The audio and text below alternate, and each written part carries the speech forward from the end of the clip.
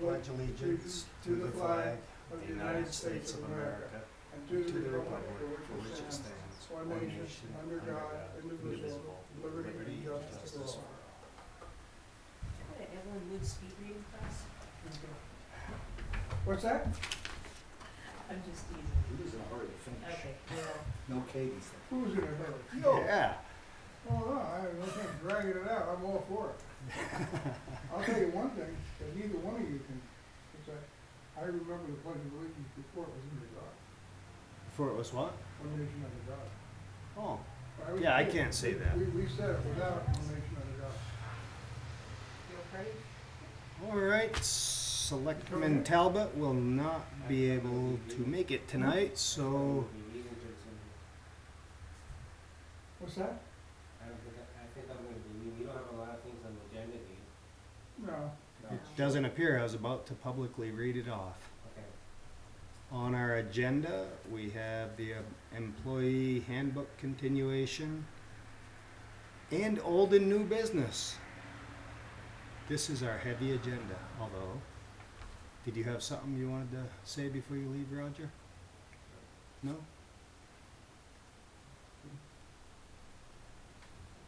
And I believe the employee handbook continuation is already done. Unless you have something that you went through with. Only one thing, and it pertains to a conversation you might have been having with somebody else, about giving raises versus bonuses. We don't make any specific provisions in there, in the handbook for that, as to how that is adjudicated or addressed. I didn't know if you wanted to think about that before we bless the handbook, or if we've done what we can at this point. Yeah, well, what Bert is referring to a conversation I had with a resident just before the meeting. And that was he was just sharing with me, what some towns do is you have a set wage schedule. The question is what that schedule is based on, which is very critical. But then rather than giving, because I told him my issue with a wage schedule is I really like merit-based pay. It's what I'm used to. Yeah. But then that was a suggestion, Yeah. that instead of giving raises, if somebody does an outstanding job, you give a bonus. And we do have a little bit of a minefield to walk through with that one. Yeah, I actually looked at the schedule, a set schedule for various things, and I went back to New Hampshire. They have a very extensive one. They have like 200 entries in it with steps and so forth. And I also went back to the old reliable, what other systems are available, and there's like 5 different systems that are available.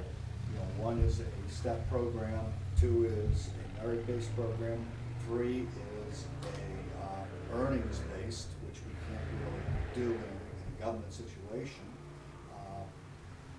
4 is basically what do you think the person's worth. I mean, it's kind of a pull it out of the sky type approach. And 5 is just pure nepotism. Well, that's all you could come up with was 5? We It's could come 5. But But I mean, there I are, see what you- there are You methodologies. missed one, Oh, okay. and this exists, longevity payments. Well, that's kind of what the STEP program does because it's based on years. Well, it's based on years, but then separate from that, at certain thresholds, you get annual longevity payments. I've seen that. Yeah, okay. I'm not in favor of this. All right. I mean, if somebody's driving a truck, and they've been doing it for 30 years, and they do an outstanding job, Yep. that's fine. But do you pay somebody for being there 30 years? Yeah, I mean, I I don't know. hate to pay a person for growing old. I'm not picking on truck drivers either, Yeah, but I saw that longevity payments built into a police budget. right. And, I've heard of something similar too. But I hate to pay a person for growing old, but also the research shows that a person masters their job within 5 years, and they learn 90% of the job within 3 years. I got a ways to go with this one. And then after that, you're just paying them to grow old. Mhm. Simple as that. So after 5 years, they're, you know, unless they show some new skill or something along those lines, there's no reason to pay them more other than cost of living. My first major job with a major corporation was as a technician. It was a six-year increment. I got hired halfway up because I had communications experience in the military. Yep. And, yeah, after 6 years, I wouldn't say I was an expert in every piece of equipment I looked at, but I could go through the building and take care of the stuff that was in my realm. Yeah, you had 90% proficiency. Right. And, Yeah. the other thing too is no matter what you select, you will not make all the employees happy. If you go to something that's very merit-based, Mm, you mentioned merit in one breath and nepotism in another. The two come together They in can. cases, they okay? certainly can. So you don't make everybody happy. I think somewhere between a step, a reasonable step, and I think, and having cost of living, somehow some cost of living built in. And maybe some modest bonuses for state people that do something really outstanding, Yeah, you know, is something to look at, but we're not gonna solve that in the next no, month. I didn't. So No. I think you're better off letting your book go now. Yeah, that was one thing. I agree. But- The other item that I wanted to bring up, and I asked Jim this question over the weekend, was, we have part-time employees here who have been working consistently more than the 32 hours specified in the employee handbook. And 32 hours has been the separation Yeah. between full-time and part-time. Okay. And I do not know the answer, I looked all over for the answer to this. But at what time, or at what point, does a part-time employee become a full-time employee by implication or by longevity? And you couldn't find it in, And the answer was, it depends. Well, right, it does depend, but by saying it depends, that means there are cases where it does. Okay? Yes. And again, this is just my experience, okay, Yeah. and I think it would take a little more looking. If we consistently work somebody 38, 39, 40 hours. 39 and a half, 40 hours, okay? Yeah. And it's not for a week or two during a vacation period in the summer, it is just constant all the way through. And our employee handbook says anybody working over 32 hours on a regular basis is a full-time employee. I think we're obligated to that. And I think somebody can make a case out of it. The other problem I've seen, okay, or I suspect, okay, is that sometimes the people that have worked here, and not just people here, people worked here doing that in the past, would get nervous about going over 40 hours, so they might wind up not reporting an hour or two, okay, because they're dedicated, want to get their job done.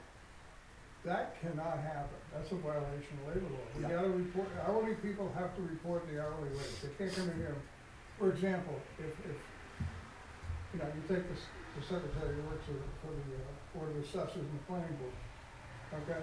She can't come in here and volunteer to do planning research on Saturdays, okay? That's, she can't do that, it's illegal.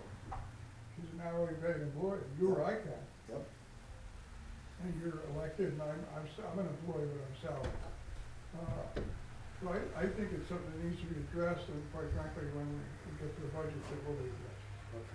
Okay. is that the appropriate time to change a position in the budget cycle? I think that's the appropriate time to recognize something and change it and put it in the budget and see what, because if you don't, you really need a third person. Well, You what got we- two people caught No, in this dilemma. but there's some other ramifications to that as well. If you look at the Fair Labor Strict Standards Labor Act. Standard Act of 2014, if you hire a person part-time, you're usually not paying benefits. But if you're working them more than their part-time hours, you have an obligation to either give them the benefits or you have an obligation to pay them time and a half for that overtime. That's what our manual says, right And- here. But no, right no, it says if you go over 40, here. Yeah, but if you, say you're working 33 or 34 or 35 hours, the persons who've been working those hours have been paid at a flat rate. Their up to standard- 40. Up to 40, they have not been paid the time and a half, and they've been denied the benefits that they would normally be due. Mhm. So I can get you a labor law opinion. I would love to see a labor law opinion, specifically relating to those cases that we have in town. But don't you feel like our manual lays it out that, hey, if they're working over 40 hours on a continual basis, they are full-time. If they're working over 32, they are full-time. Well, see, they Yeah. said the part-time is 32, the That's right, that's full-time right, that's is a right, yeah. 40-hour work You're right, week. 32. You've got a gray area in there where we're asking people to work more than the 32, but they've been hired as part-timers. Yeah, and that just isn't, it's not, It's not fair. Yeah, not all overtime is over 40 hours either, there's all kinds of exceptions in it. Yeah, I'm aware. Certain job classifications, Yeah. but we don't have to worry about that. but the Yeah, other thing that comes into play then is whoever's in charge of that employee Yeah, has some management ability, presumably, to say, no, you go home. You're a part-time employee, but it may not be the case. Here's the problem, okay? I'm in charge of, She's out of here. no, no, I it's like okay. it. I'm in charge of certain people here, yeah, not totally, okay? right. And I'll look at, you know, the problem, you know, the land use clerk, okay? Who almost just walked out. Who also reports to two boards, okay? In effect, it reports to two boards and the chairman of those two boards, okay? So if I go there and I say to Jennifer, you gotta go home, you got too many hours in, There she goes. there she goes, she's She going is home. Anyway, obedient. Anyway, you gotta go home, and she's gotta prepare for a meeting, it's a public hearing, Yeah, okay? Effectively, I can't do that, I have to do things that help her prepare for that public hearing, okay? And so you know, it's kind of, you gotta work as a team, there's no, somebody can't come in here and absolutely say, I'm looking at my watch, you're going. yeah. And, you know, the other part of the equation is there, Jim, is that you do not have hiring or firing authority. That's right.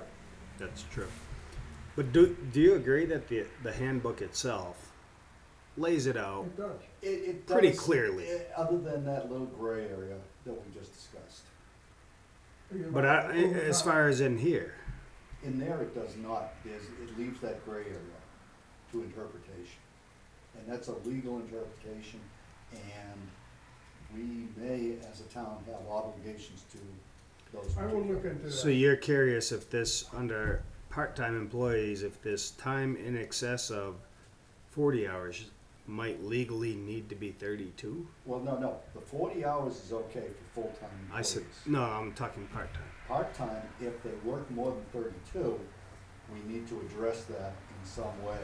That's your concern. You're not sure if what the No, law because reads. the Yeah.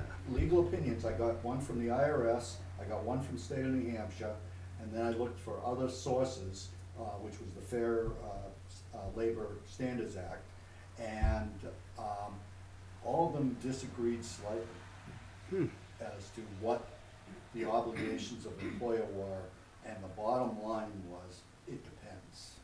Yeah, but if we publish a manual Yeah, that clearly states but 32 hours, over 32 hours is considered, or 32 and over is considered, full-time, okay? And we've had that for a long time. I know we have, And why have we had it for a long time? Because I go back a long time, okay? yeah. You go way back, a couple decades. Why do we have that? Because we're open 4 days a week, 8 hours a day, 4 times 8 is 32. Correct, that's fine, except that we're not doing that, Right. And if I go back to the early 1990s and late 1980s, the town clerk tax collector, who probably was making as much or more now, then as now, okay? Had full benefits, okay? The land use clerk was full-time with benefits and probably didn't normally work 40 hours, although she did go to meetings, the meetings would take up time, okay? The town administrator is also there getting full-time. So what we've done is we've cut the number of full-timers, but we haven't cut the hours, Right, or we haven't added people. right. And what I wanna do is clarify that gap between 32 and 40. I can do that. And rewrite that or make an addendum to it after we sign the thing, to say, this is what we do, to compensate people who are hired part-time without the benefits, to actually, fill that gap. They didn't sign on for 40 hours a week, they signed on for 32 without benefits. If we're gonna work them to 40, we need to pay them appropriately. You know, and that would bring up an interesting thing. An employee may, if that read 32 and they were regularly working over 32, they may opt for that rather than a full-time position and benefits, which, That's possible. because it potentially put more cash in the pocket. Exactly. And what's even scarier You've is, already talked about that a little bit when you talk about the buyout for the health. yeah. Mm. That's the kicker. Yeah, and, Okay. and the other thing is that, you know, depending on what the time frame is, they may be due wages, or benefits retroactively. Well, I will take a look at it. I can make a couple of phone calls and I can get you a written response. Yep, please. Okay. Susan, are you a part-time employee? 30 hours. And you typically work 37 to 39 hours. Oh, do you really? Yeah, and how long has that been going on? 35 to 40, Yeah. 35 And to it's been 40. going on for at least several months? Forever, except for, actually, since I was out, Yeah. and I came back, that was in the spring, So well, consistent. you know what, we don't have to continue this discussion. It just, Okay, Goes for a good let's example. look further Yeah. into it and Yeah. then we'll come back. well, I would say we accept this manual. I concur Uh, with that, what Kevin, do we say? that we look into this other aspect further. And, You need a motion to second, I suppose. yeah, this is what I'm looking to build up to. Well, but if 40 is legal, then we leave it be. If everything is copacetic, according to the law, I'm fine with it. Okay, you can always amend. I addendum or amend. You can amend any time, Yeah, because this is not a union we contract. left it open, Okay. Oh, but I just wanna do the right thing and Yeah. make sure we've covered our liabilities. doing the right thing is the right thing to do. So I'll make a motion, we accept the amended employee handbook with one caveat would be on Article 2, like definitions under part-time employee, minimum or time in excess of to be paid out time and a half. How is that for a wordy motion? To accept the amended employee handbook, with something in Article 2. Yeah, it's Article 2 definition and status, regular part-time employee. How do we word that? What you're trying to do is state that if they're part-time employee and they're doing overtime more than 32 hours, you're gonna pay them time and a half? Is that- No, I'm saying we look into it, Oh, look into, the oh, legality of that. I don't think you need that at all. I would strike that caveat entirely and accept the handbook as is, knowing that we're gonna come back to this issue at Right. some point, and discuss it further, and either write an addendum to it, or to, leave it as is. Yeah, you don't have to put Don't an need a extra caveat. paragraph or sentence in to reopen it. You can reopen it Yeah, next week if you want. Yeah, exactly, You so have that I'm power. gonna suggest we accept it as is without your condition. And I'll look into that for you. I agree. Okay. Except the. As amended, yes. So moved. So, seconded. All in favor? Aye. On the back burner till next week. Okay, I think we finished that part, right? Yes, Yes. Okay. I wanna take tomorrow as a personal day. In my little agreement, I get 10 personal days over a 6-month period. So, we have this form, and I just want you to know that I'm doing it, but I wanna fill out the form, because if I don't fill out the form, then nobody else should.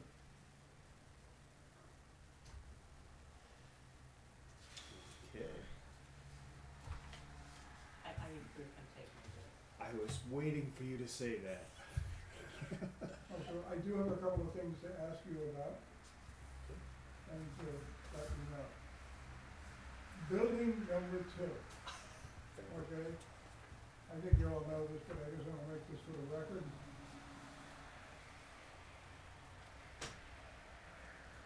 You're effectively running it for $2.14 a month. I'll explain why, okay? If you please. Okay, and I can tell you that back in 2014, 15, 16, whatever it was, the Board of Assessors did notify selectmen that if you rent this to a private party, taxes are due and payable. The agreement for $1,000 a month from the selectmen states that that includes taxes. So I guess, and I'm not suggesting we do this, so I guess then the taxes, if that includes the taxes, which should be paid by the renter, the owner's saying, I've got the taxes, or what do you do, send the selectmen a bill for the taxes? And the law is pretty clear about it. And it says here, annually, on or before April 15th, the lessors of all leases and other agreements, the terms of which provide for the use or occupation, excuse me, by others of real and personal property owned by the state, a county, city, town, or school district, or village district, including some other properties there, shall provide written notice and a copy of the lease or other agreement to the assessing officials of the municipality in which the property is located. By saying to the people leasing it, oh, your taxes are covered, they're not gonna look any further. Neither would they have to. Well, they don't know, because the Right. people leasing them the building just said, I've got you covered. Yeah. So it's But nobody ever gave the Board of Assessors a copy of the lease and said, put this back on the tax rolls, and hence it never happened. All right. So when I say you're renting it for $2.14 a month, okay, that's 12,000, actually it's $11,975 and change or something like Right. that, okay? So does this thing need to be fixed? Most definitely, okay? So that's the portion we owe to the state for our rent? No, we don't owe it to the state. Okay. Here's what happens, let me explain why this is here. You could say, well, why didn't we put it back on? We're gonna rent it to you, okay, for $1,000 a month. And let's say it's off the tax roll, so you give us $1,000 a month, and we're happy. But that property is no longer tax exempt under the law. The assessors have to complete a form called an MS-1, a statement of the value of taxable property. It needs to be on there. Well, it's not gonna be on there that way. So when we put it on, it gets taxed. So all property, the only property that can be exempt is government property used for government purposes. So what should happen is, I should go to you and say, I I'm gonna rent it to you for $500. Yep. But there's a $500 tax bill due on it, you're gonna have to pay the tax bill. The selectmen can't just say $1,000 a month and say the taxes are included. They don't know what the taxes are. Mm. So how do we fix this A going new forward? lease. We can't go backwards, Right, Right, that's can't understandable. go backwards. There's no wrongdoing On the part of the person leasing it, there's no wrongdoing here on at at all. all. I will admit that I did try, I did call, I did leave a voicemail, I haven't heard back. I think maybe, we'll give him another call this week, and then send him a letter. question, Jim. If we take this out of, I'll put this back on the tax base, we still own the building, the town still owns the Oh, building, yeah. correct? Does that affect our, insurance relationship with Primex? No, Okay. there's nothing that's really gonna go on there for that. Got it. Unless you put something really weird in there, like a disco or something, Yeah. I mean, yeah. Yeah. All right. I mean, it is, and, you know, that's a good question to ask when Primex comes here. Should there be something else we're looking for? You've got what do you call it? You got an insurance certificate from the folks that are renting it, so, Yeah. I mean, I'm sure you're fine.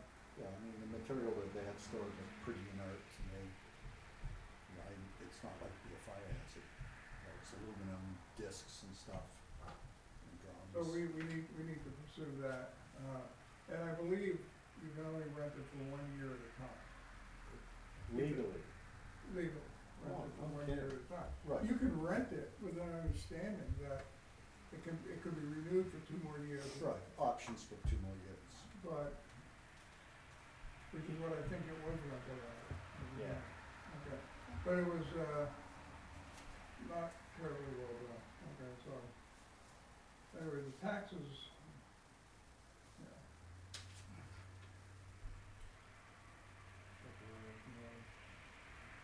So even if that number stayed the same, nothing is gonna change on the revenue side of things.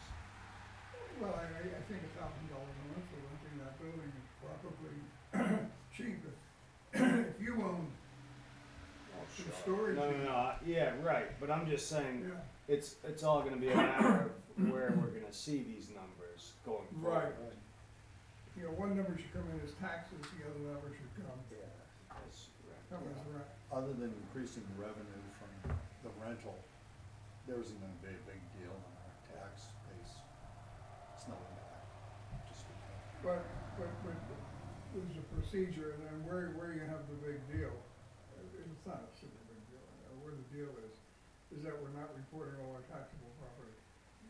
Mm. That's the key. And that's what we went after a neighboring town on, when they failed to report all they sold. Which was ruled, they will report it. They haven't done it All yet. of their what? Solar, Oh. okay.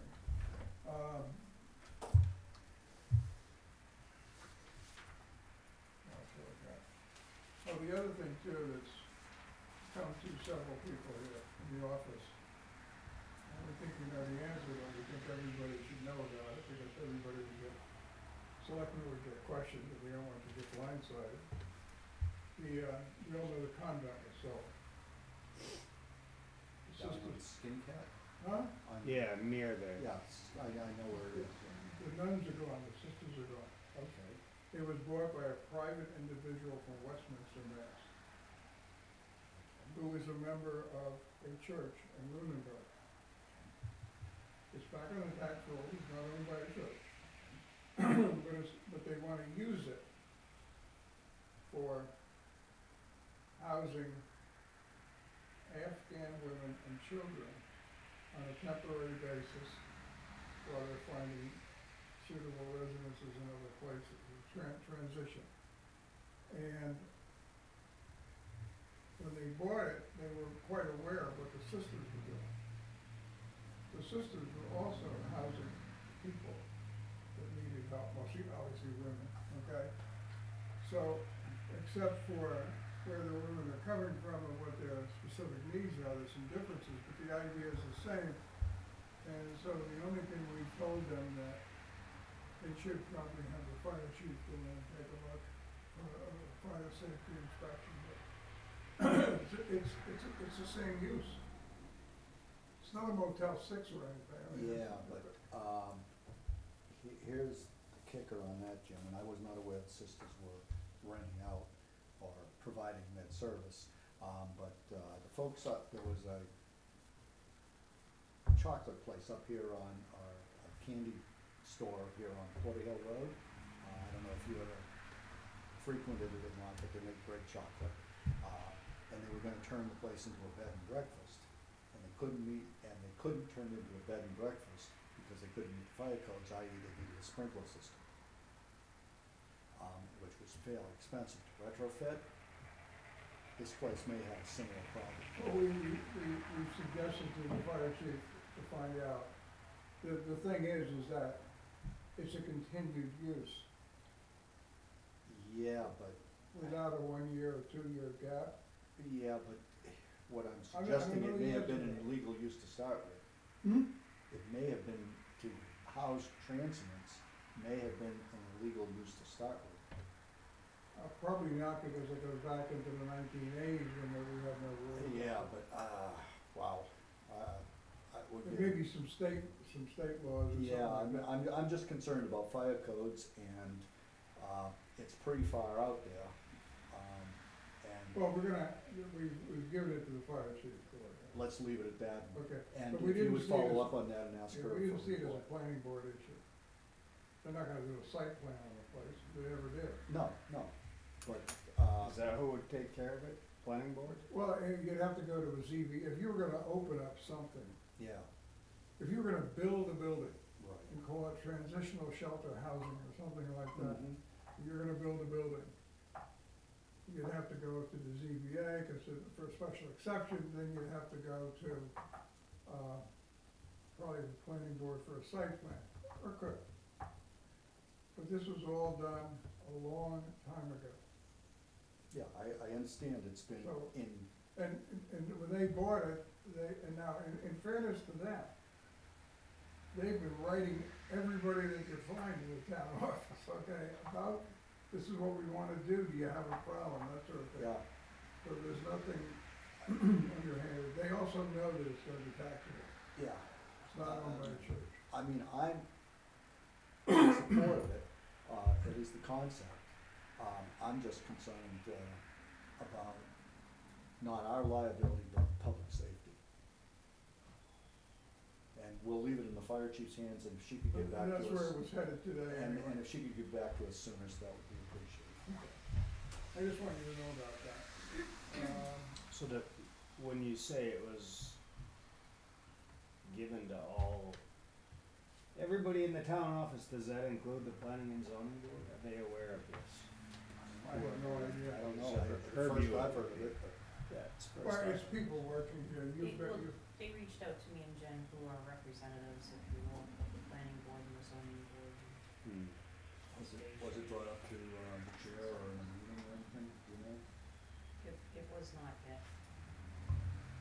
Yeah. Did they say how long they were planning on using it this manner, or? He said that, they estimate 90 days.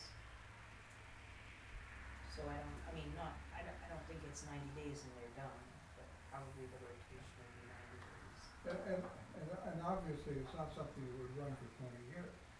Housing Afghan women and children, No, but I more mean, likely, but if the sisters have been doing this they've effectively been doing it. for 20 years, I mean, they've been there a long time, or had been there a long time. I thought it was just an old home, an old age home for, nuns who had retired. No, they were active. Mm-mm. Okay. It was also very quiet, low key. No, I mean, I've driven by there many times, and I doubt if I even saw a car there. Well, they had a car, the sisters. Yeah, I'm sure they did, I just never saw it. I helped unload a lot of boxes there at the Green Center from that car.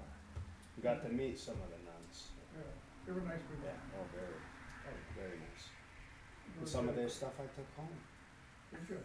Well, that's what you get to do if you're a volunteer at the Green Center.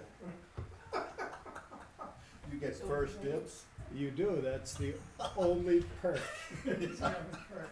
You get first dibs on the gifts, okay. Okay. The other thing, I was talking to, Ollie Needy about the, cemetery trustees, and about, I got confused as to who was what, where, and how on this, okay? And just for the record, cemetery trustees are elected. Yes. When they have an opening in the middle of the year, the appointment is made by the selectmen. And the person serves up until the next election, okay? So we got that kind of figured out. I'm still not sure who's on the board. Now, there's years I see where nobody runs. And then you take a write-in. Yeah. And if you can't take a write-in, then the selectmen will appoint somebody who would serve until the next meeting. As simple as that. Nobody really wants the job. Not right now. Well, that's not entirely true. No, No. Are you and so- volunteering? okay, so anyway. No, but I walk through the Smithville Cemetery every day, and I've talked to some of the people who are involved in the cemetery trustee, and they actually do. They have a passion for it. Yeah, I They mean, care. They do care. I will agree Yeah, with they you, do our care. cemeteries are well cared for. Yeah. But I don't think anybody really wants the responsibility for serving on as a member of the board. But you maybe somebody we can appoint on a temporary basis. Did Ollie say that they're shorthanded? Are the selectmen lax in their duties of? No, I think we have, It's full. okay, Okay. but I'm not sure if one of them was appointed, or, Hmm. there was 120 votes for cemetery trustees, they were all write-ins, Yeah. okay? My understanding is Billy Sepulveda got it, okay? And accepted it, but that's my understanding, I don't know. And I've seen him at a meeting, so I guess he did, but, the point I'm going to with this is, you got the zoning board of adjustment, okay? And three members of that board, the last time they took an oath was 2016. And then we got the Conservation Commission, which I was told is having their annual meeting coming up soon, whenever that is, I don't know. So that they can appoint members. Well, the reason I'm bringing this all up is, you guys appoint the members. Right. I mean, the board could come to you and say, we want Joe, Harry, and Sam, and you would say, okay, I acquiesce, you can have them. But you make the appointment. Right. And it hasn't been working out that way where we have a chairman who has been appointed members Well, In the past. in the Yeah. past. so I just wanna, and leave it at that. Yeah. Okay. So then this meeting that the Conservation Commission is having, Tomorrow, you're, I'll be attending. so you It's can, the annual meeting? Yeah, well, I don't think it's the annual meeting, I think the annual is I in didn't know the November. Conservation Commission's had annual meetings. Quasi, I don't Quasi-determined. even know if they have a quorum. How's that? They didn't last month, yeah. Okay. And, they cannot appoint, I checked into that a little bit when you mentioned it, because it didn't occur to me at the time. They can't even appoint alternate members until they have a quorum. but they, And they cannot hold a meeting unless they have a quorum. So any meeting they hold or anything they do, as Jim pointed out, they have to, if they realize they don't have a quorum, they have to immediately disband. But you guys are the appointing authority for the Conservation Commission and its alternates. Yes. Okay. and the alternates. Right, they can't make up So, alternates. You can't Bert- just drag somebody off the street. Could you, especially if there's no quorum tomorrow, Yeah. could you notify the Conservation Commission that we would like names as recommendations, and we would like to I will get do so. those. The only person who currently holds a recent appointment is the chairman, Bob Boyden. A recent appointment? I believe so. I think he was reappointed, 2019? Well, he hasn't taken an oath since, there's no record of him taking an oath in the tax office. I know, and he mentioned that to me, that, after you get appointed, no, everybody seems to ignore it until whatever. And the other thing is there's something in the RSA's that says, until, even though their term of office expires every 3 years, they still retain the office until the selectmen act to reappoint new members or Right. reappoint the old members. Right. So we have not, we've had this on our plate for, I'm gonna say, a good 6 weeks, and we still haven't moved on it to Well, I appoint. think if they're new gonna members have to that all for the an various annual boards. meeting, I think that the board, needs to look at who gets appointed. The only one with a current oath is Cleta Dudley, Okay, and I'm not sure if she's a regular member or, She's an alternate, I know she's an alternate, and her this, her term, oath date is 11/21/2018. yeah, and I'm not sure that, I'm trying to remember the RSA's, because the planning board and conservation may have been different. I know planning board, appoints their own alternates, whereas I'm not sure But what. you're correct, the planning board appoints its own alternates. It's one of the few boards that does, Okay, okay? In fact, I think it's the only, maybe one of the only ones, it okay? might be, Because I know like the Board of Assessors, right, which is an elected board also, cannot appoint its own alternates, the selectmen must. right. I'm trying to think here. Well, I'm just wondering if they do, there is a meeting scheduled for tomorrow evening, if I recall correctly. And I'll be attending, but if they do not have a quorum, aren't they supposed to disband immediately? Well, you can't have a meeting. Well, exactly. I mean, they can't even open to ask questions. No, you know, we'll have a friendly discussion. Well, we'll have a friendly discussion, but we will not open the You meeting. don't take minutes. All right. How long has it, do you know how long it's been? I think it's with no been quorum? going on this way for at least a year, maybe longer. With no quorum? Well, not, I cannot speak to that because I haven't. last week was the first time. Was it the first? Okay, because you have to have 4 members there. The problem is the selectmen should be appointing or reappointing the members, and they have a very nebulous membership group. You know, some people are in, some people are out, some people are back in type thing, and we really need to take charge of who we appoint and make sure the I appointments are up to believe date. that, yeah, it's been brought up before. Sean has Should be a handbook maybe for our elected officials. something, it sounds like Jim is working on something with these committees at least. Yeah, I mean, he's had this for a while, and Debbie did a major research thing that she But we have, provided to yeah, us. and right now, if, I didn't bring the statute with me, but if you look at the Conservation Commission statute, the board consists of, each town shall, no, that's cemetery, okay. Conservation Commission can be elected or appointed, no.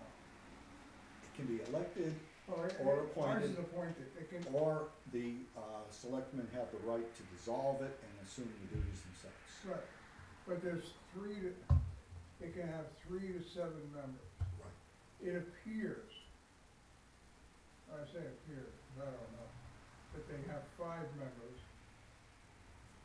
Then they have, let me get this right.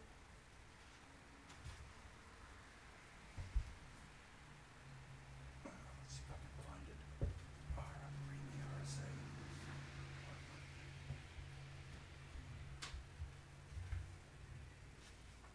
One of the alternates attends religious. Okay, I got here, I got an alternate, Michael Barrett, Yeah, he hasn't attended. and I got, I haven't seen him. No, I haven't seen anybody here. and then I got Cleta Dudley, and I think she's a representative to, Rivers Association of some sort. She's the alternate that's religious about that. Yeah, She's what? She's the alternate, but she is religious about attending. Right. Is she a resident or? yeah, yeah. Oh, I thought you said she was a representative from a different organization. Well, yeah, Well, she is. represents us too. Yes. Is it SW? Sauhegan Rivers Local Advisory Committee. Got that out. Yeah.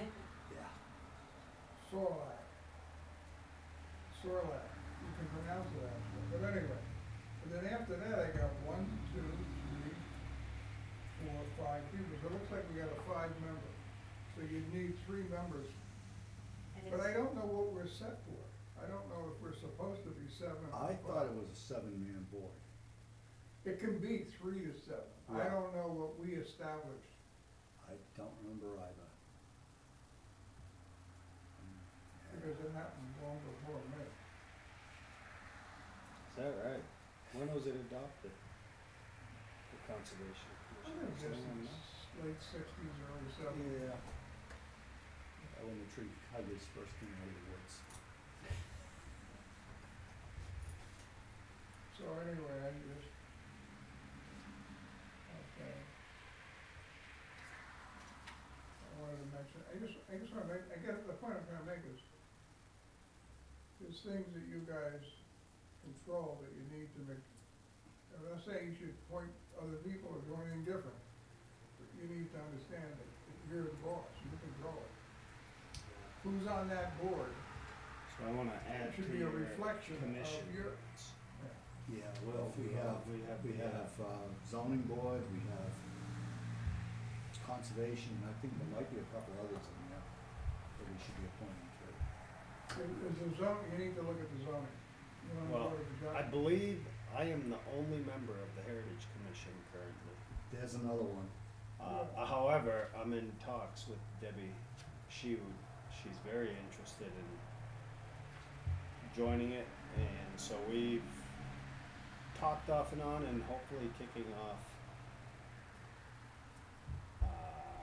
a preliminary meeting upon which we'll have to bring to the select board a list of names who would like to be appointed. Jim, you were on the commission as well, and then there was some fiasco about members not attending for such and such amount of meetings per year will be assumed not members, Right, and then that was done and a notice was sent out. But then later on, I think I remember one of the selectmen saying, you can't do that. You can't make your own rules, that's up to the selectmen, not the secretary or whatever, so. In any case, it does appear that we might be getting something rolling again. okay, Stay good. tuned. I have the RSA if anybody's interested in conservation, on the composition of the commission. Yeah, I'll read it. Just lost it. What was that, Susan? I'm just curious what they were. Okay. The commission shall consist of not less than 3, nor more than 7 members. In town, which has a planning board, 1 member of the commission may also be on the planning board. In cities, members of the commission shall be appointed by the mayor, subject to the city charter. In towns, the members of the commission shall be appointed by the selectmen. Alternate members may be appointed in like manner, and when the alternate serves in the absence or disqualification of a regular member. Alternate shall have full voting rights. When the commission is first established, terms of the members shall be for 1, 2, or 3 years, and so arranged that the terms approximately 1/3 of the members will expire each year. Their successors shall be appointed for terms of 3 years each. Any member of the commission so appointed may, after a public hearing if requested, be removed for cause by the appointing authority. Vacancy occurring otherwise than by expiration of term shall be filled for the unexpired term in the same manner as the original appointment. Members of the Conservation Commission shall be residents of the city or town in which they represent. Members of the Conservation Commission may also serve on other municipal boards and commissions, including but not limited to the Historic District Commission established under RSA 673:4, and a Heritage Commission established under RSA 763:4A.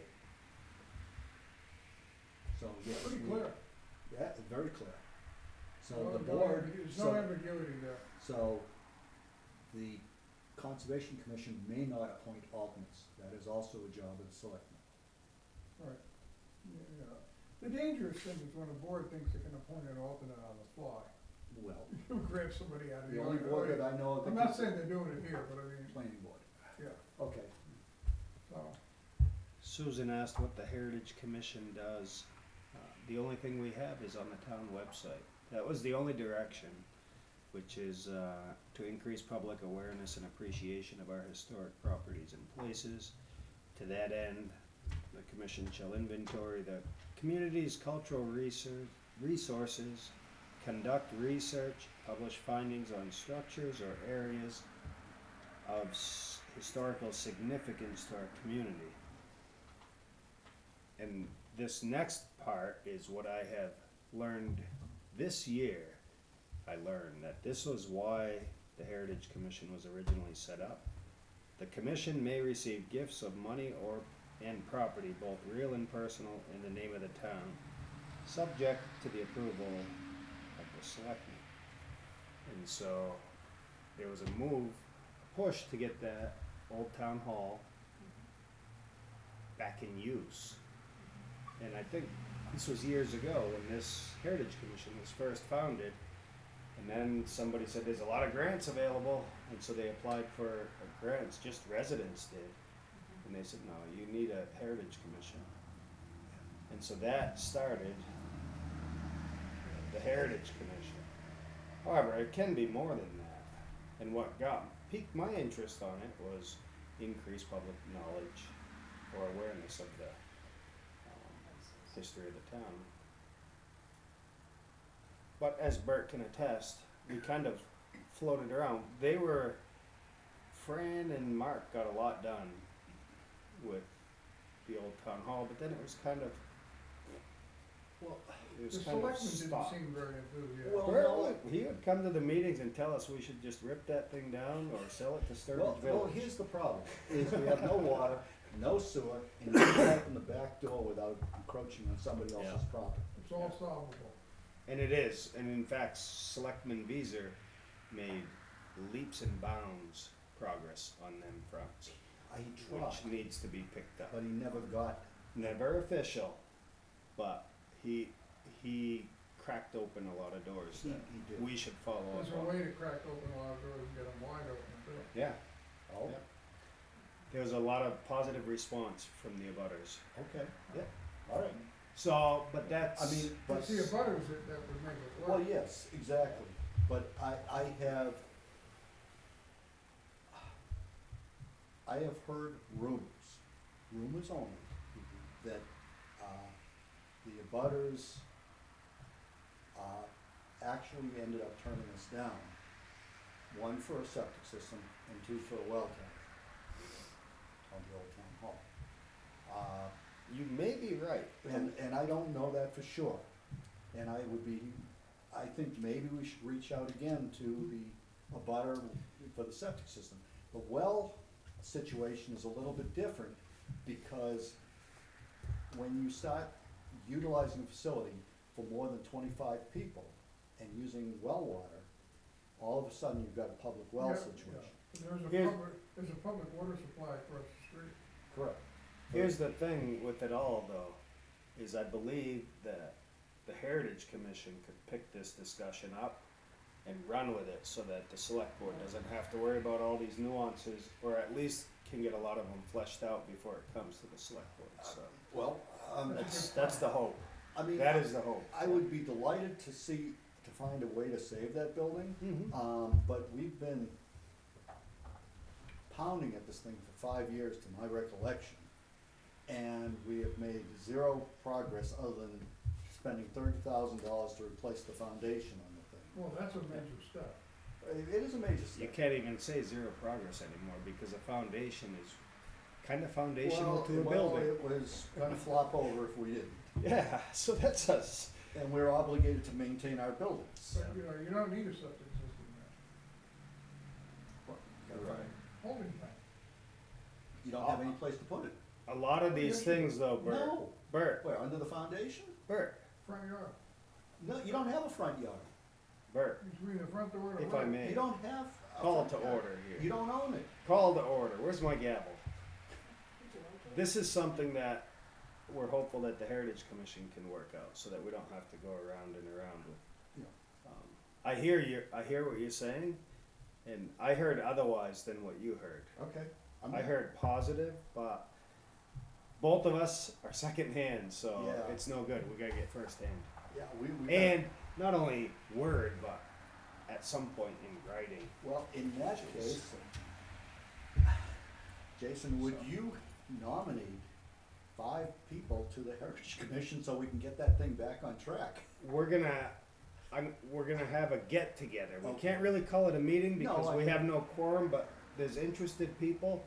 Debbie has agreed to take it, and hopefully before the end of this week, send out an email to these interested parties that we're going to have a meeting. Yeah, that does bring a good question. This cannot be a official Heritage Commission meeting because unless A like-minded group of people Yeah. should certainly meet together and agree they're all gonna volunteer for something. Yeah, I mean, Yeah, they can do that. It's not a commission meeting, no, it's just a meeting of people who may have an interest in it. you know, an idea has to start somewhere. Yeah. And there's no prohibition in the Constitution against public gatherings. What about in town buildings? That's perfectly fine too, Yeah. as Good. long as it's sanctioned by the Board of Selectmen or by the town administrator. So hopefully it might not be next week, but at some point here, we're gonna have a list of names to appoint. It's fine. I could be interested after I get done with this. Not now. Not yet. In the future, Yep. All right, okay. I next. might be interested. I was gonna mention one thing that I think could tie into that, and I mentioned this briefly when I was on it, but back around 2005, 6, 7, somewhere in that period, I was appointed by the governor to serve as one of the New Hampshire representatives to I gotta describe this thing, to a national park. But it's not a national park like we think of. National parks come in different forms. We think of the ones out west, we think of White Mountain. White Mountain National Park. We think of, you know, the Mills in Lowell, which are a national Yeah, park. yeah. But there is a national park that looks like a big oblong or a blob, a long blob. It starts somewhere around Bunker Hill, if I remember correctly, and goes out very strongly, and the far end of it is New Ipswich.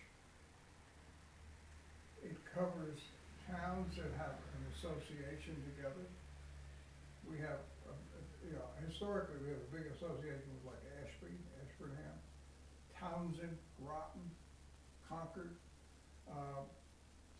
And it goes back to the Revolutionary War, where large numbers of people formed in this town and went to Bunker Hill, okay? And they came from surrounding towns, they formed here on the common over here, which was all overgrown, and then they went to Bunker Hill. It also ties into the Industrial Revolution. So there's this commonality. And what they did was they were identifying various places that tourists could go and see and look at. And it would include places like the Barrett Mansion, or a Warwick Mills drive-by, I mean, this sort of thing. Yeah, sure. And it also looked at things like, we have the Wolfpack Trail, I think, and so it looked at all these elements that were here. The idea of bringing in some tourism and that sort of stuff. And I couldn't stay on that because I became a state rep. There's no way I could make the meeting. But I don't know if that thing still exists, but I think it would be an interesting resource if we had somebody on it or involved with it. You brought that up at a Heritage Commission I know. meeting, and I think I found it online Yeah, afterwards. I forget the name of it. I forget it as well, but I do have my Heritage Commission little notebook at home. The It might person be in that told me about it, and that got me to get involved a little bit, and then I had to drop out, but was Dick Lakes. And Dick Lakes, lives, I think, in Hollis, somewhere over that way. And he's a former superintendent of schools here many years ago. And he's the one that says, I know you have an interest in this stuff, he told me. But they met during the day, and they met at times that I would be in contact with, this wasn't a lot. But they were pretty well organized over the board. Well, I mean, that is something for the Heritage Commission to definitely get involved with. Yeah, if there's an interest, I think we'll have to see what people's motivations are. Cause you want someone's heart to be in it if they're gonna go for it. Well, I mean, there's multiple talking points, for the Heritage Commission. You know, the old town hall, the old fire engine, and the old pumper. I mean, Them are there's- buildings, there's also other, and there are other things that are available, and then there's this, But you got a Revolutionary National. War site up on top of the hill over Yeah. there, yeah, where the troops gathered, and the militia gathered. yeah, but I mean, it's all those things, and I think one I of wrote the, a little piece on that. one of the suggestions It's I in our had website. when I was liaison to the Heritage Commission was, we need somebody to catalog and describe these things, because most of us who are, I'm gonna call blow-ins to New Ipswich, never heard of these things. Here's an interesting thing. I was very much for that, and I don't know how much we wanna go down this rabbit trail of Heritage Commission, but when the government lockdown started last year, we began to see a huge influx of hikers. Not only New Ipswich, but most of the southern New Hampshire towns, because their governor decided it's bad to go outside last year. But some of the towns I saw actually had to put no trespassing signs because they were getting trashed. And so there is some kind of a balancing act here where if you make everything public, you may not have anything anymore. You know what I'm saying? So just a thought. Always a balance. You're gonna have too many people come to the museum. Yeah, I mean, Yeah. I mean, you know, but on the other side, basically having people here brings money into the community to spend. I mean, we don't have big restaurants or shopping malls or anything like that.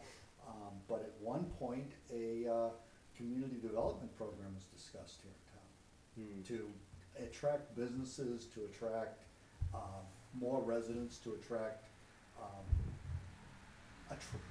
to create a community that had something more to offer than than we That too is a currently do. balancing act. I think a lot of people in this town are very much, they're private people, and they like the idea that this town doesn't have a massive amount of. A super Walmart in the center of town. Right, but I've also We could heard, just narrow it down to that if you want. but I've also heard this community described as a donut, and we're the whole of the donut. We have no substance in the middle. You know, Peterborough has its attractions, Jaffrey, Ringe, Milford. What New Ipswich has is families. It has its families, but we don't And if you have- call that no but- substance, I but- wanna tell you, that is the substance of the country. That is New Ipswich, but people go outside the community to work, to shop, to play. Sure.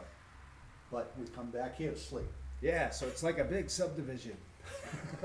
Actually, if you want something that helps your taxes, a box store isn't gonna do it. I mean, so we got Dollar General up here. Yeah, I'm sure they pay a pretty good price in taxes, but you know, those steel buildings aren't worth a heck of a lot. You're taxing the building and the site.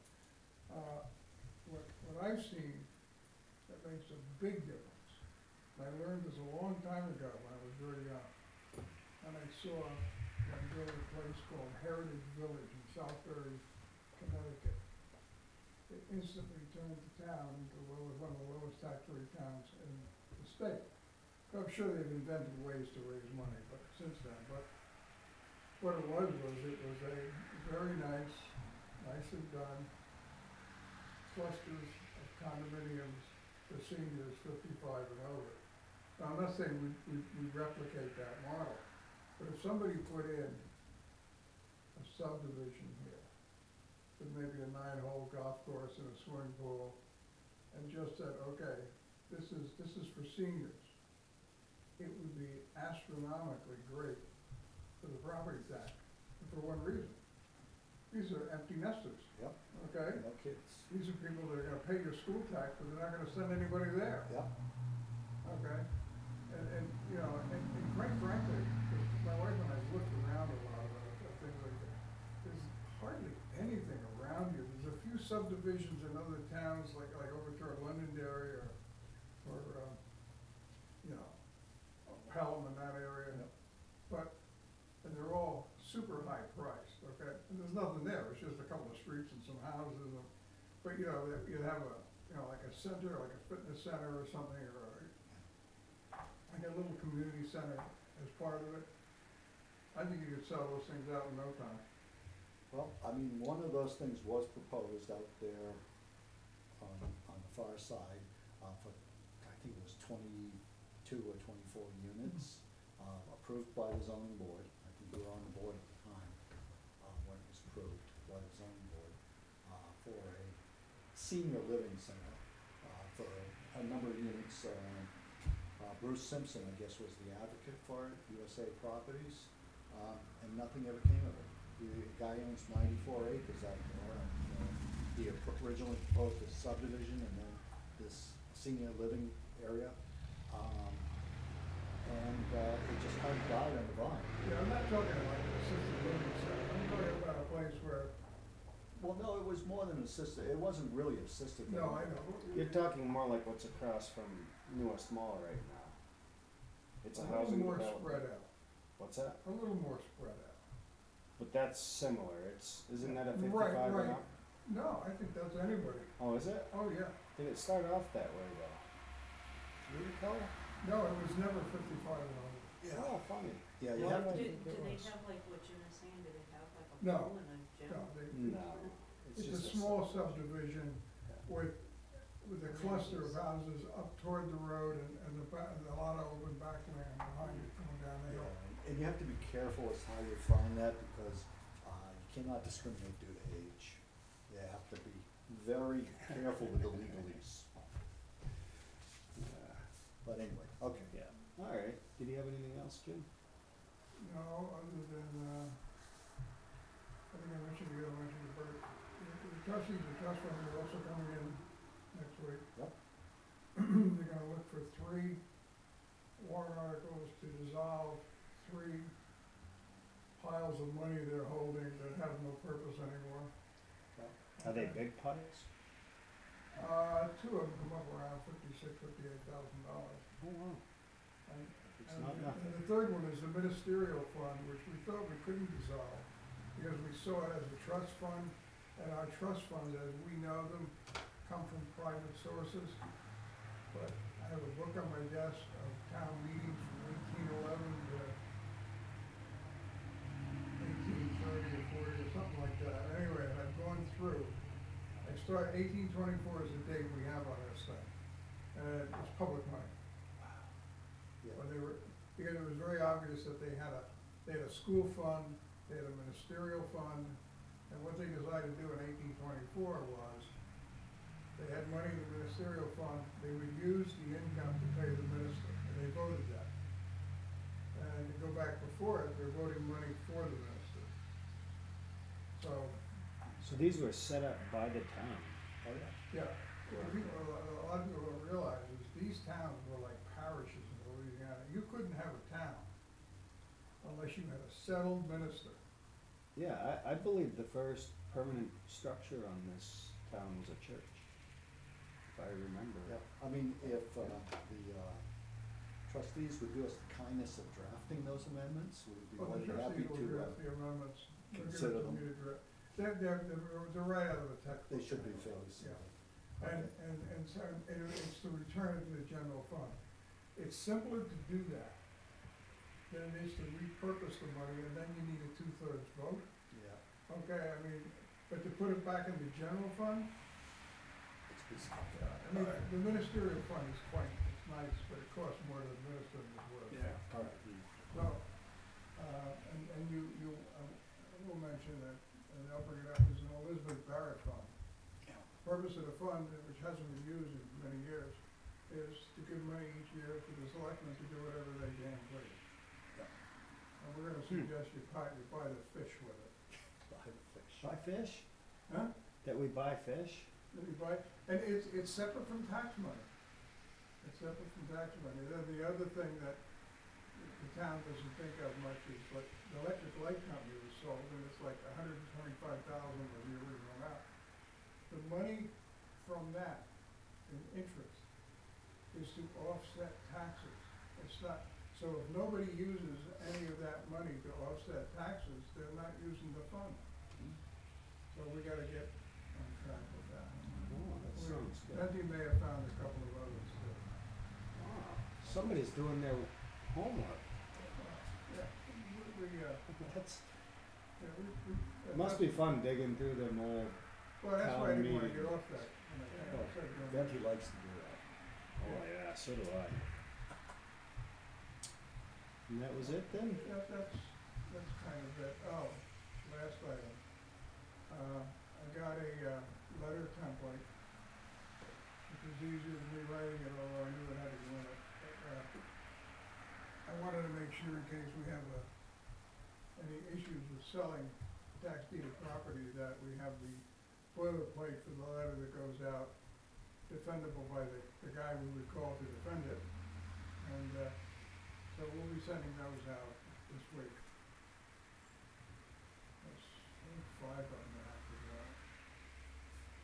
And then we send them to the last place of record of the last owner that we knew about.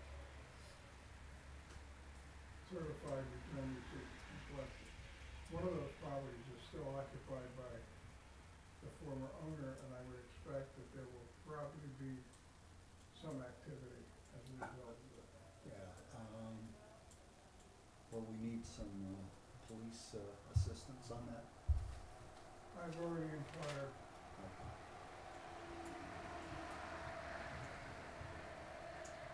Okay. Bert, do you have any? Yeah, a couple things. We did get a letter, or an email, this morning, I think, from, Chief Abel about selling, I'm sorry, trading in some weapons. I don't know if you saw that one. I did, and I think that there shouldn't be discussions, in-depth discussions regarding the police department's arsenal. No, That's my feeling. no, I concur with you. Yeah. I think we should be questioning Chief Abel, privately in a non-public hearing setting. Yeah, well, as I'm the liaison to the police department, after reading the email, I set up an appointment with him Excellent. tomorrow. That solves my questions right there. So that was one. Number two was, last week we had a small but heated discussion regarding that, voters' rights, bill that. Oh, the Freedom Act? The Freedom Act. I did send an email to that link, got immediate responses back, they were totally canned. What was the gist of the response? if Thank you don't for your mind? interest. Oh, wow. It's a machine Thoughtful. generated response. Yeah, I mean, it was, thank you. I don't know if you had a chance to draft anything. No, I haven't, but I knew there wasn't gonna be 3 of you here, I wanted Yeah. all 3 to sign. But you know, I think all of us would, we have, access to the building. Yeah. If you had it drafted up and put it on the table tomorrow, sometime Yeah, between now and next week, we could all sign it, I'm yeah, sure. Okay. if you have it, We'll get one. Yeah. We'll get one. just send it out to us via email, and, if we have a problem with it, we can bring the problem up then, yeah. That's probably the easiest way, that's what the email's for. I may have to restrain myself a little bit when I write it, but Well- You won't have to, because now it's gonna go to us. Well, and I we mean- Well, can- you know what I mean. Yeah, I mean, No, I do know what you mean, and I still say you don't have to. I mean, I read that bill in total, you know, quietly, and, it had some decent provisions in it in certain sections, but overall, it was a pretty bad bill. And that's basically what I said in my email to the various senators, state senators, and, What I I don't think they care. What I don't understand is, I think it's a political we decision. got two senators that have been governors for multiple terms, Yep. okay? So even though they may never run for selectmen or planning board or something like that, and I don't know if they did or didn't, they certainly are familiar with going to vote in New Hampshire, Yep. in their towns, okay? I don't see how they can represent us, forget the political party, it doesn't matter. I don't see how they can represent us and come up with something so crazy and so insane as to having polls open for a month or some other foolish thing. I think that letter, it should be noted that this was attempted this spring and failed. And we don't appreciate that, beating us over the head with it. Yeah. Although it turns out it may be a successful political move, because they may get it. Well, I think it's just pure politics. They've signed on to the party line, and that's it, regardless of the ability to execute it. Well, having been in the state, I get to witness a little bit of party politics, because most of my time has been spent locally and nonpartisan. And even when I was there, I was in county and local government, which got close to nonpartisan on many issues. Because there were issues that you can understand and relate to, and anybody with a brain is gonna come to certain conclusions, so the votes were normally overwhelming in the committee. But, this is just beyond the pale. I mean, I can't understand it, but what I'm gonna get at is, I noticed something about Democrats and Republicans. Democrats, when the rubber meets the road, except for a couple brave souls, they will all toe the line. And they will toe the line more than Republicans will, normally. The Republicans will be all over the map. And a good example of that was right to work. Every Democrat lined up against right to work.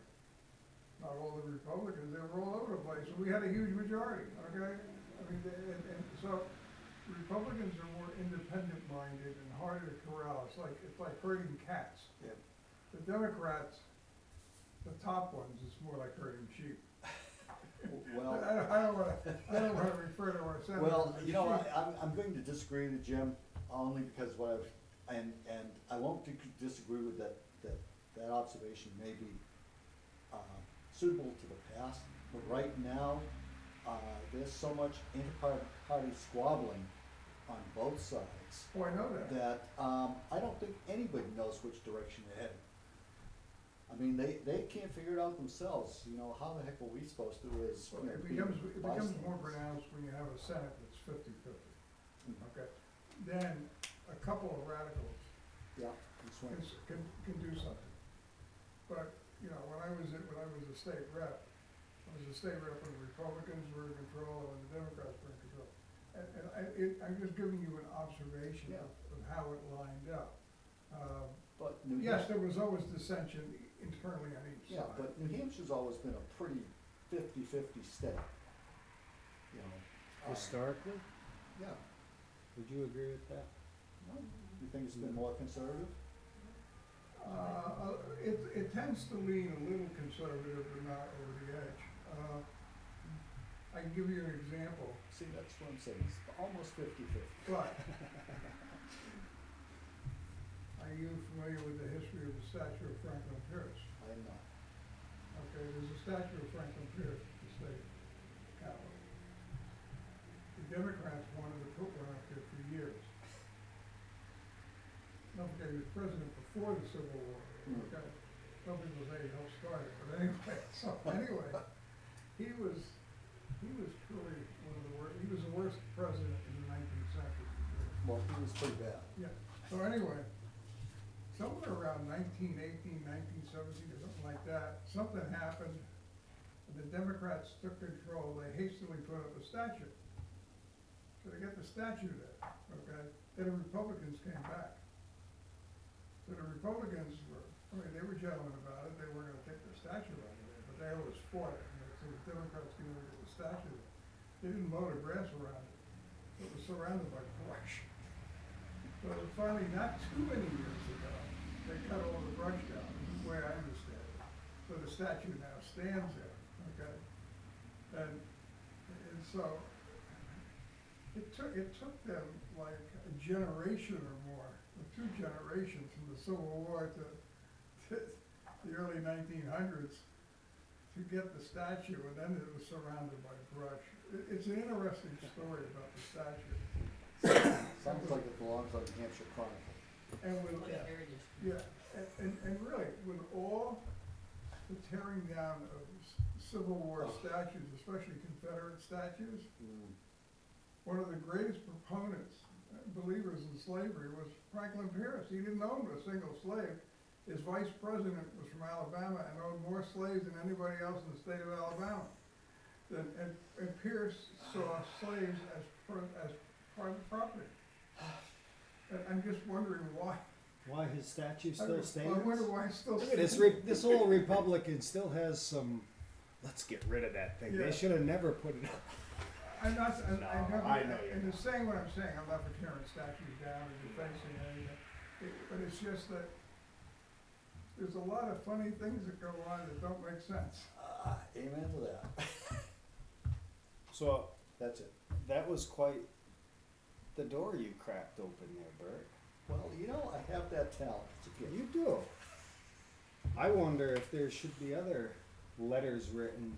Did you hear that our president has authorized the FBI to arrest mothers who would protest at school board meetings? I'm opposed to that unless you include selectmen meetings. Did you have many mothers that? Mothers that come in protest? here. This is absurd. crazy stuff.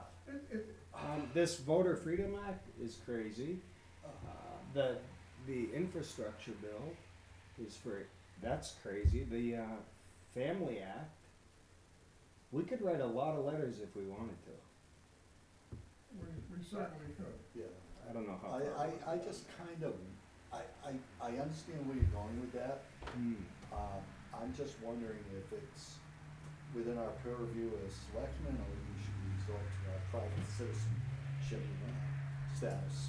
Yeah, and you remember I brought it up. If you look in the history books, they took it serious. When New Hampshire was writing the Constitution, this town had special meetings.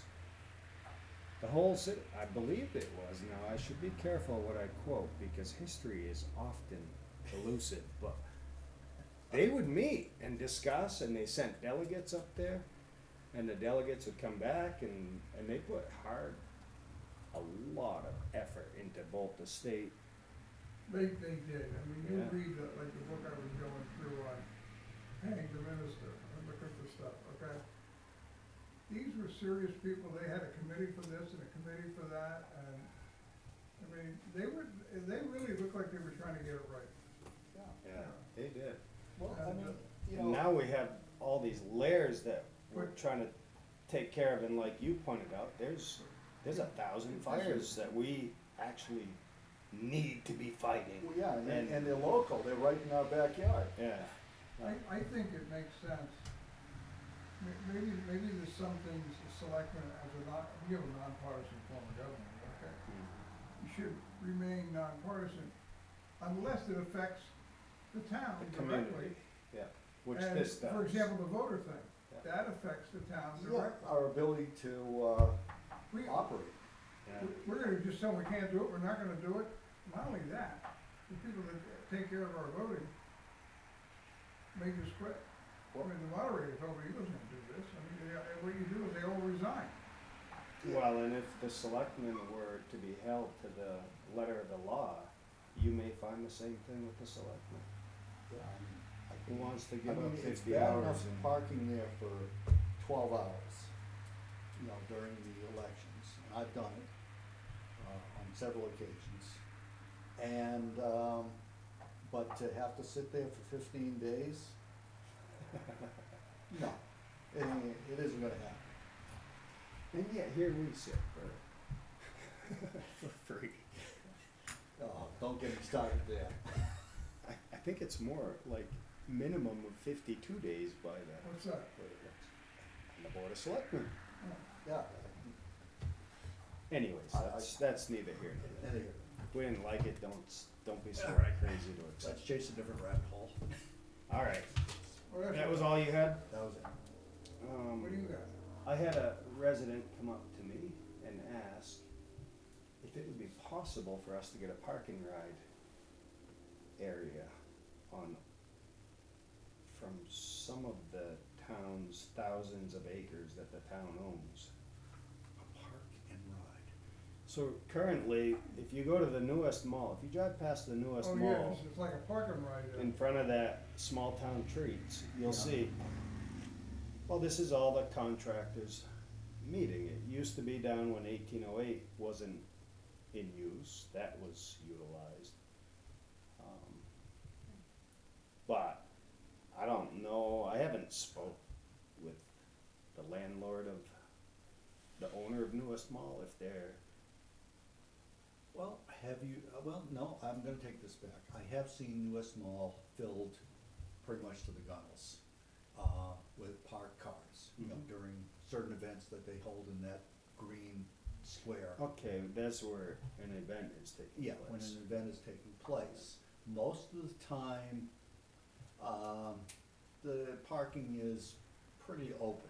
Yeah, in front of the building, but if you Yeah. look on this corner by the small town treats, Yeah. I think a lot of times there'll be, what, 10, Oh, yeah. 15 Yeah. trucks parked there, I mean, and cars. if you look down, at, where, I think it's what, 123 and 31 are down in Mason. Right on the corner. Right on the corner there, that That's another intersection. meeting place. There's another place where they park 6, 8 cars maybe during Mhm. the course of a day. Yeah. We do have, the, old highway barn area. We do That have- was, That would, could be offered. That's for perhaps. sale.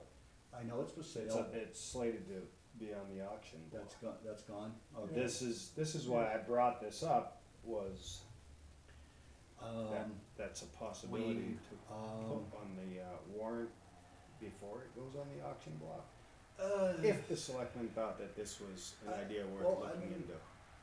Where are people driving to? I mean, are you driving into Boston, or are they driving Yeah, over to they're going- Keene, or They're what- spoken out, they just, they're going everywhere, and the Yeah. central location is nice. I don't think this would be ideal, because it's, the cars would be hidden.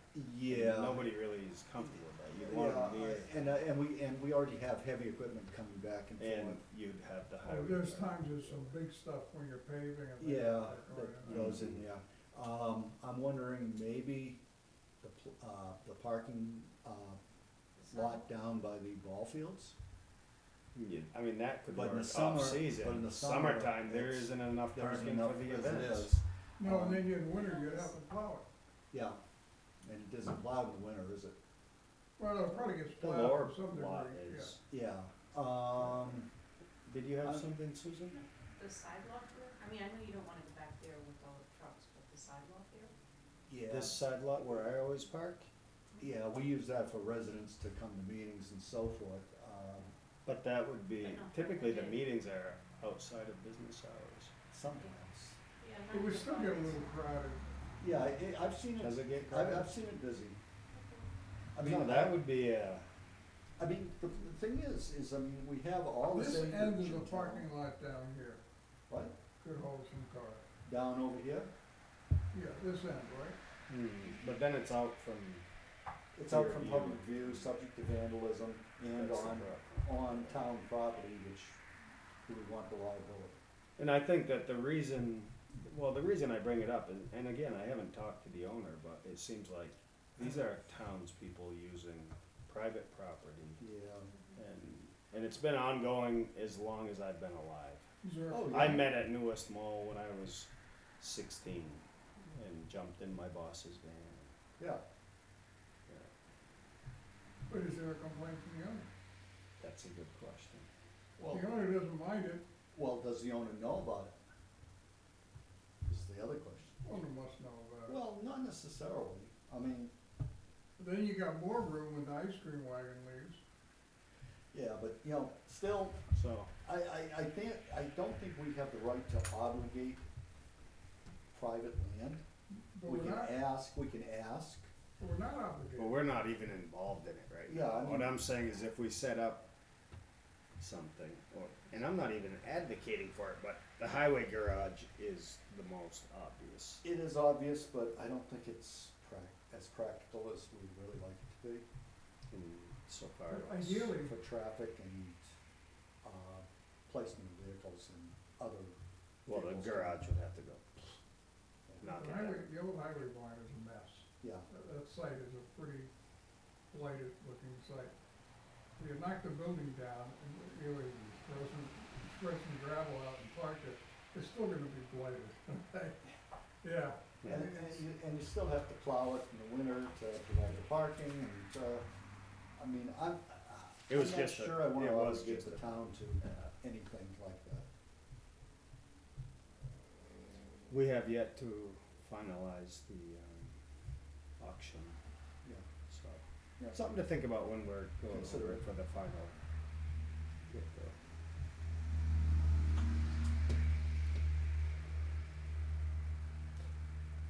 I drove by 11 Temple Road on Sunday and I didn't see any boards on there. Have you driven by there? I come that way, but I did not look, Hmm. so I can't say there is or isn't. But Peter was out, wasn't it most of last week? Was it?